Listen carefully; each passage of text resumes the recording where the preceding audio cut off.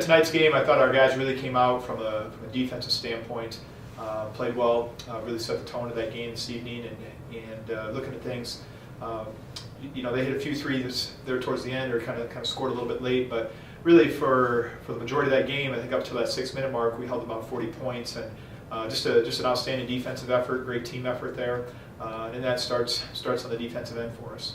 I think the important thing was throughout the week that we got better throughout the week. As we've kind of looked, I think when we've had a specific focus in practice and we've improved in practice, that's really been an indicator in some of our games. And that's really, we just wanted to become a more consistent team this week, and I thought we took some steps.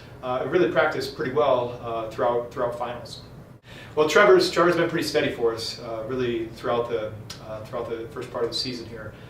He's in a position where he can really break some people down as far as his quickness on the perimeter, doing the same in the post, and that's really a tough matchup. If you're going to put a bigger guy on him, he can go around him. If you're going to put a smaller guy, he's going to go to the post and really try to isolate there. And I think that's where he's got a really good feel as far as within our offense, where he can kind of attack, and guys look for him in those positions as well too. So from a point standpoint, obviously I'm not just paying attention to the point totals going throughout the games, but he's been consistent for us all year, going throughout conference, and those have been some pretty important points. And from that same standpoint, he's done it a lot of different ways, but we've got a lot of different guys contributing in a lot of different areas, and they're looking for him, and Trevor's making the extra pass, so it's not a one-man band by any stretch. So those are some coaching career.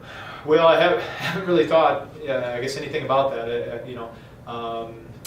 Those are probably things you look back a little more so after your coaching career, and probably maybe relish some of those things. But probably the first thing I think about is the guys that we have, and kind of that team that we have.